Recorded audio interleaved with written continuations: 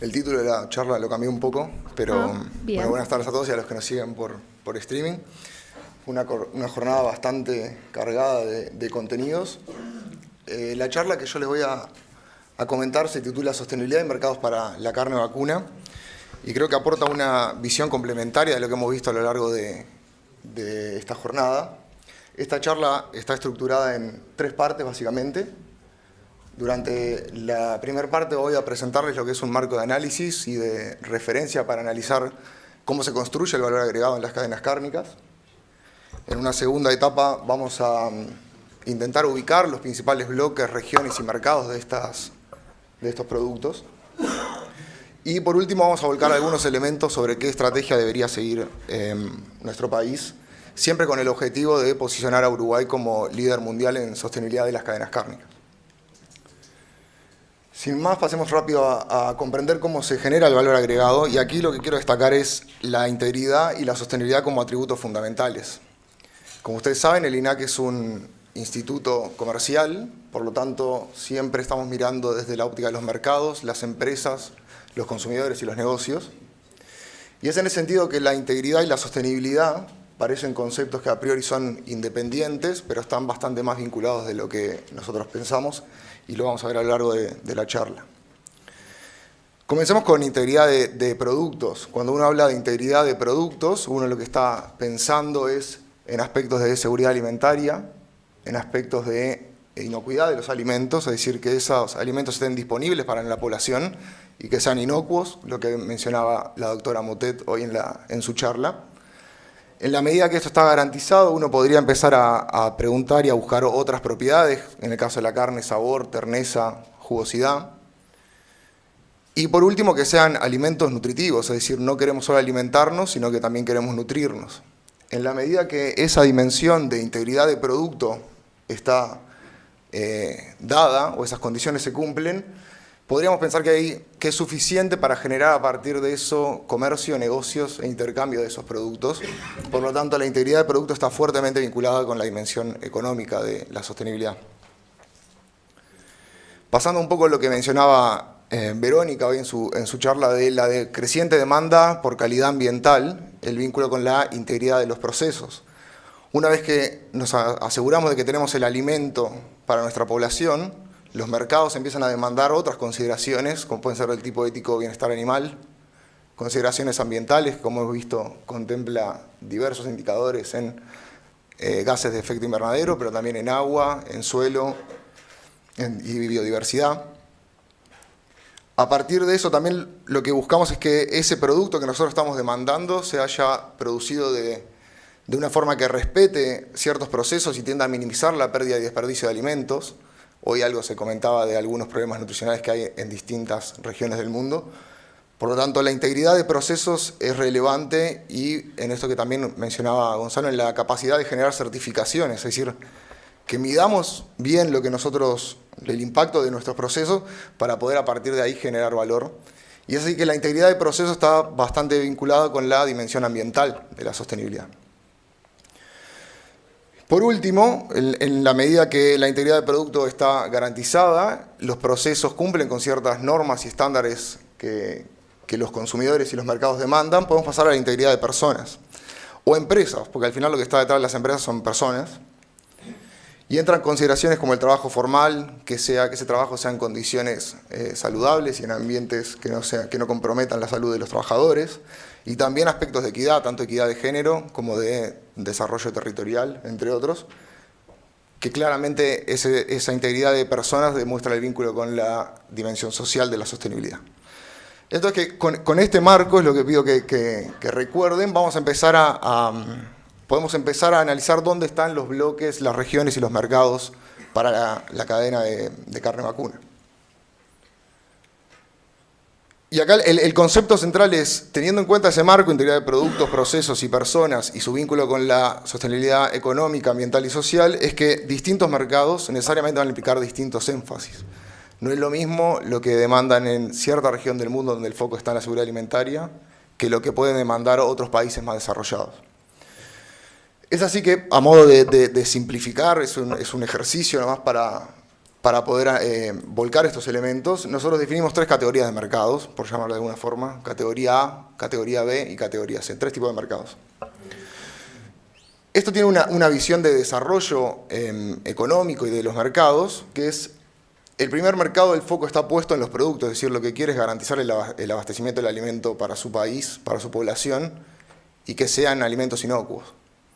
En la medida que eso se va desarrollando, típicamente, los países que están, o los mercados que están en esa categoría A, serían aquellos mercados de un desarrollo relativo menor y de renta menor. En la medida que los mercados se van desarrollando, el foco sigue estando en los productos, porque es importante alimentarse y nutrirse, pero me empieza también a preocupar por cómo fue generado ese producto, qué procesos hay detrás de ese alimento. Y por último, con un grado de desarrollo, si quiere, superior en términos de renta, aparecen mercados donde la seguridad alimentaria ya no es un problema, para ellos está dada la seguridad alimentaria, y empiezan a aparecer consideraciones en las otras dimensiones, en la integridad de procesos y en la integridad de personas, o demandando nuevos aspectos en sostenibilidad ambiental y social. Es así que el desarrollo de los mercados es dinámico, es decir, esto va cambiando en el tiempo, no es lo mismo, como decían, lo que se hablaban hace 10, 15 años de lo que se está hablando ahora y lo que viene en los próximos 30. Y eso va modificando los énfasis y va a impactar en el comercio, tanto en las formas de comerciar como en los flujos comerciales que se generan. Y acá simplemente hacia dónde fue o dónde va nuestra carne vacuna. El año pasado, ahí tienen los distintos mercados para la carne vacuna medidos en dólares, en valor. Como pueden ver, la cadena cárnica vacuna es una cadena que genera alrededor de 3.000 millones de dólares anuales, un monto bastante significativo para la economía, de lo cual la mitad proviene de China. 50% de los ingresos viene de China. El segundo mercado de importancia es el mercado interno. Un 15%, cerca de 430, 450 millones de dólares vienen de colocaciones en el mercado interno de carne. Y luego algunos accedemos a algunos cupos y cuotas en el norte, en el NAFTA típicamente, o el USMCA, que es el nuevo nombre del tratado, algunos cupos en la Unión Europea, pero también pueden ver que hay algunas colocaciones en el resto de Asia, en la región, en el resto de Europa, resto de América, Oceanía y marginalmente África. Es decir, acá el mensaje es: nuestra carne se coloca prácticamente en todas las regiones del mundo, y para poder seguir manteniendo esto nosotros debemos cumplir con la integridad y la sostenibilidad en todos sus énfasis, en el producto, en los procesos y en las personas.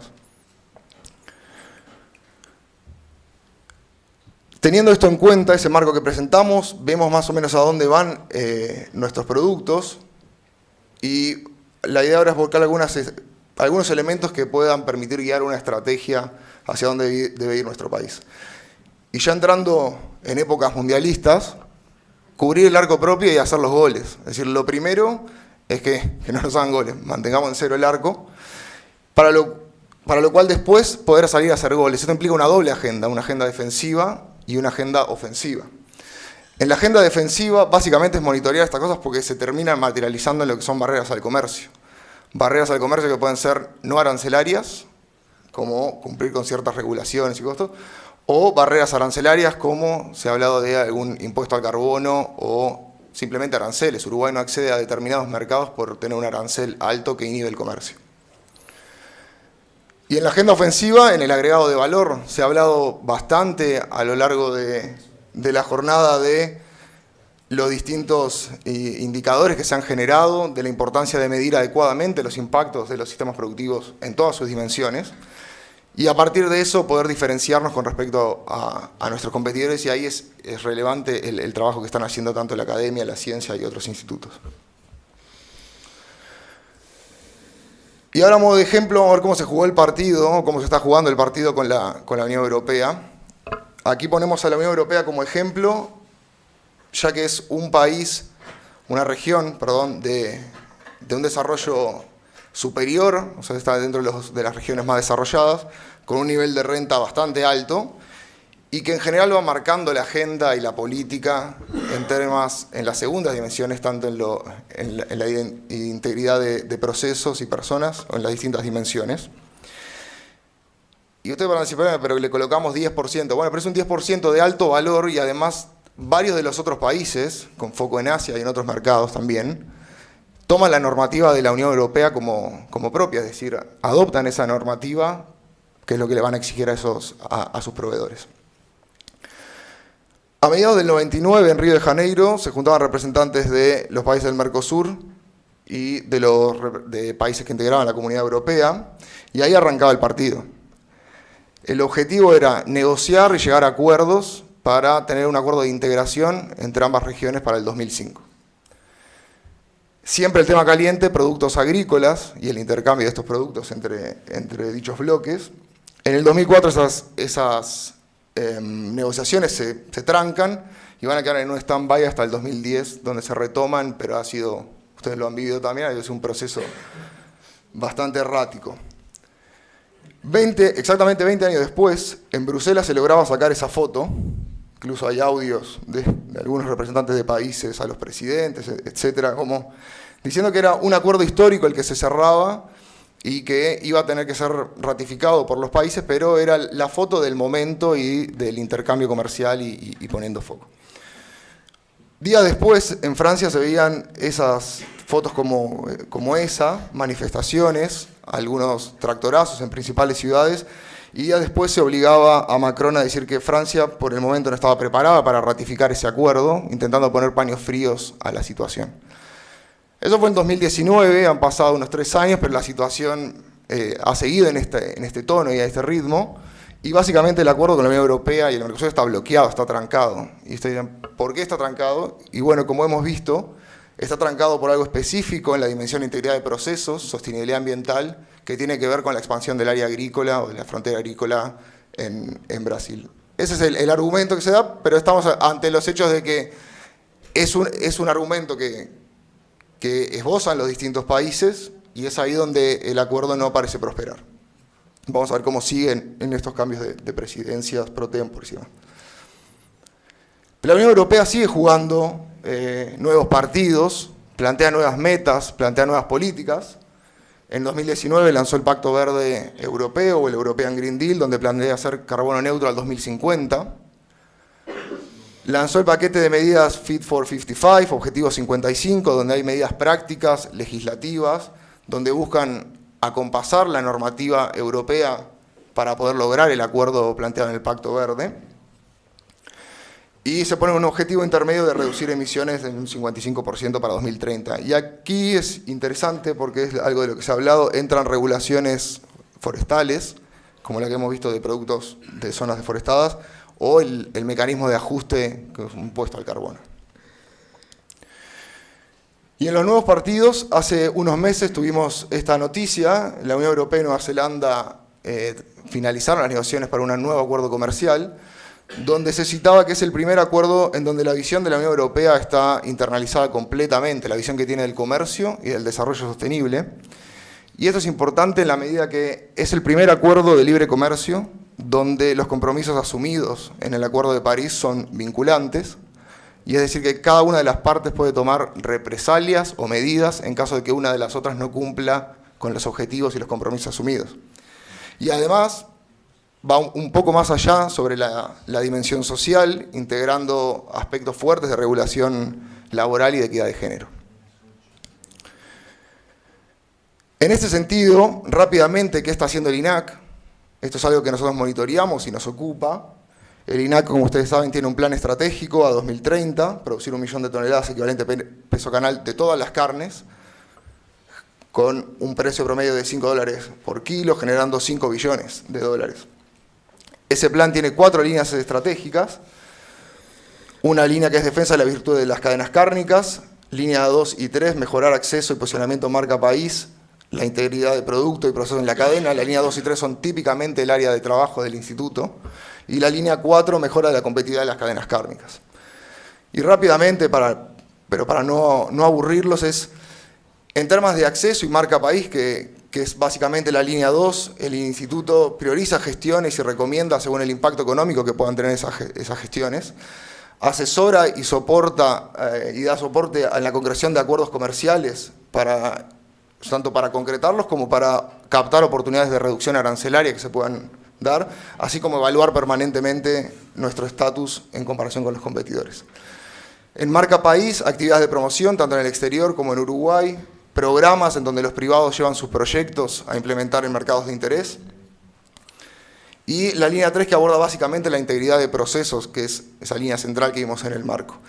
Y acá las líneas 1 y 4 del plan estratégico, la defensa de las virtudes y mejora de la competitividad de las cadenas, son dos líneas de trabajo nuevas, donde el INAC está desarrollando trabajos interesantes que tienen potencial de sumar al agregado valor de la cadena. Y acá quiero destacar los bienes públicos sectoriales. Uruguay tiene una larga historia de desarrollo de bienes públicos, de sólidos bienes públicos.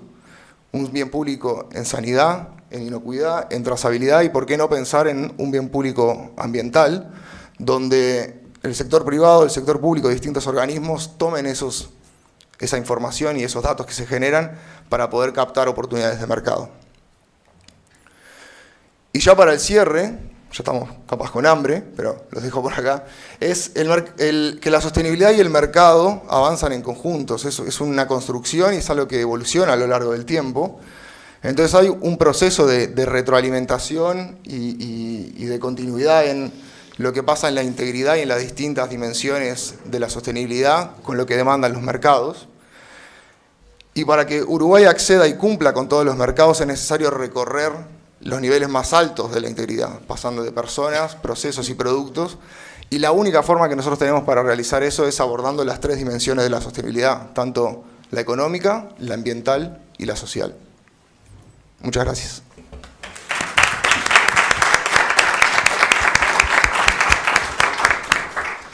Bueno, si quieren, habilitamos también a una consulta. Muchas gracias por la presentación. Yo tenía dos consultas en relación a las cosas que pusiste.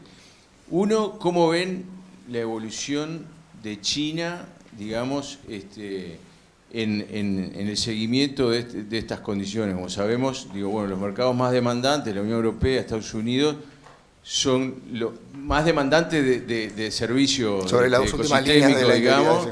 En realidad, Europa se ha ido achicando, la cuota 481 también. Entonces, ¿cómo ven la evolución de China en estas cosas que hoy no está valorando, según mi comprensión, digamos, o no mayormente, digamos, ¿no?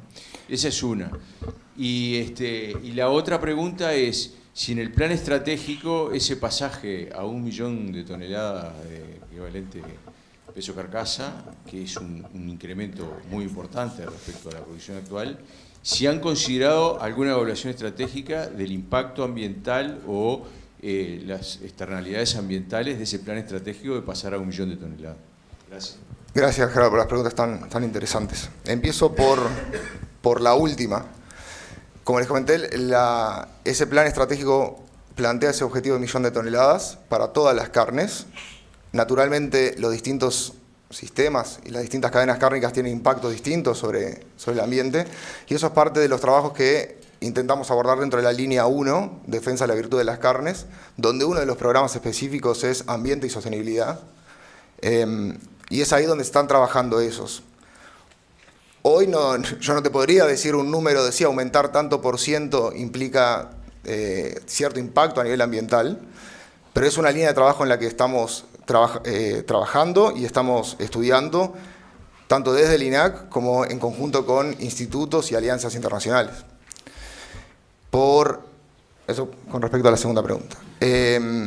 Por el lado de China, está buena la pregunta, es decir, la Unión Europea, probablemente algunos otros países de Asia están con más foco en los últimos niveles de la integridad o de la sostenibilidad y demandando eso. Y como veíamos, es un proceso de desarrollo, digamos. China, hasta hace unos años, el foco era la seguridad alimentaria. Hoy ya no tanto. Es decir, en la medida que va pasando el tiempo, hay distintos nichos dentro de China, distintas regiones. Hay nichos donde están buscando algunos atributos sobre biodiversidad. Siguen siendo algunos nichos de mercado que están, y las empresas los explotan, digamos. Pero para que nosotros veamos ese cambio a nivel China general puede pasar algunos años. La realidad es que es un mercado que está cambiando y que ya uno de los pasos importantes, es decir, del foco en la seguridad alimentaria, ya no es ahí solamente, sino ya nos empiezan a importar los procesos. Y dejaría un poco por ahí la respuesta. Bien, bueno, Excelente. muchas gracias Gastón Bergheim, entonces, por esta presentación en representación de INAC.